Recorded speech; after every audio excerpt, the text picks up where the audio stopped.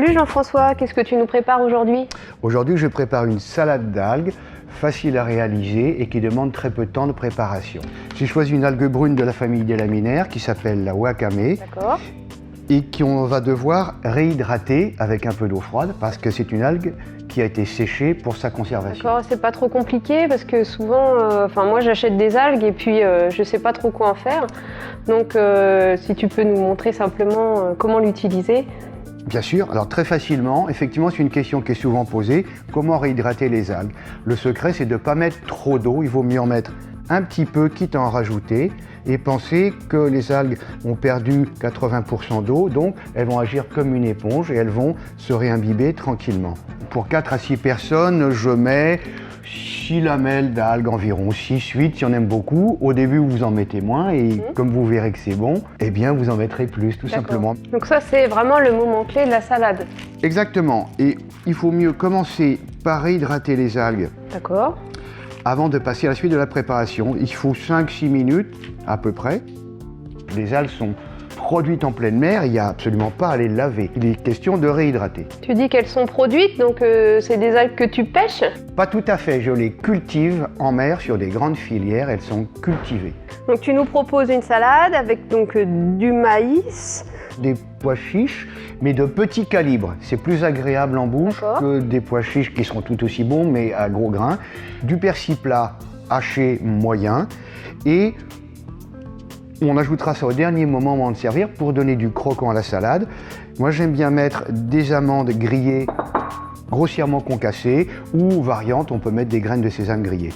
De l'huile d'olive, du vinaigre et pour donner un petit peu de brillant à l'assaisonnement, j'aime bien mettre quelques gouttes de vinaigre doumé. Alors l'oumé c'est quoi? U-M-E. C'est un un vinaigre de prune japonaise qu'on trouve dans les magasins japonais ou dans des magasins de produits naturels. Et je vois que tu as oublié le sel. Alors les algues ne sont pas très salées, mais au séchage, une petite pellicule se forme, qui est le sel naturel de l'eau de mer, qui suffit largement. Donc en fait, en proportion, qu'est-ce que tu mets? Bien, moi, j'aime bien mettre généralement 2 volumes de pois chiches pour 1 volume de maïs. 5 cuillerées à soupe d'huile d'olive.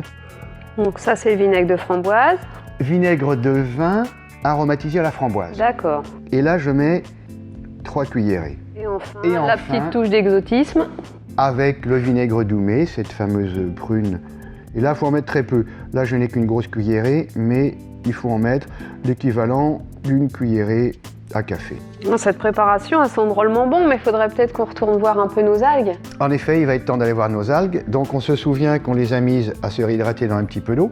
Le critère, elles doivent s'ouvrir et retrouver leur souplesse, voire leur élasticité d'origine. Le séchage, c'est un peu mon dada. D'accord. Pour moi, un bon séchage doit se faire en utilisant au maximum les conditions naturelles, c'est-à-dire l'air libre, le vent. On peut avoir une petite finition à l'air tiède, maximum 30 degrés. Pour la conservation, je suppose. Pour la conservation. D'accord. On peut faire, bien sûr, pour ceux qui n'ont pas de temps, avec des paillettes, mais déjà réduites en petits flocons. Donc là, tu les haches façon persil. Façon persil, je fais un hachage croisé à 2 fois, 3 fois. On va les intégrer à la salade, les incorporer tout en mélangeant tout doucement. Il sera temps ensuite d'ajouter le persil. Ensuite, c'est au goût de chacun. Si vous aimez beaucoup les algues, vous pouvez en mettre plus. Il n'y a pas de contre-indication, vous pouvez en manger beaucoup. La wakame est une algue extrêmement riche en sels minéraux, en magnésium, en potassium, en phosphore, et contient un petit peu d'iode. Parfait. Qu'est-ce que tu penses des proportions? Moi, ça me va bien à la couleur. D'accord. Donc tu rajoutes ton persil. Je vais rajouter mon persil plat. Je trouve que le persil plat est plus fin que le persil frisé et il a une texture plus agréable. Un soupçon d'ail semoule en poudre et un soupçon de céleri. Et on peut préparer dans un petit ramequin pour servir en portions. Je présume que tu mets tes amandes. C'est le moment de mettre les amandes concassées grossièrement pour donner un petit peu de croquant. On joue sur différentes textures, le al dente, il y a moelleux, il y a le croquant sec de l'amande, les petites épices qui vont ressortir. Tu vois, j'imaginais la présenter dans une verrine. Ah, c'est une bonne idée, c'est très joli. En apéritif ou pour un petit cocktail dînatoire, c'est pas mal. Sympa.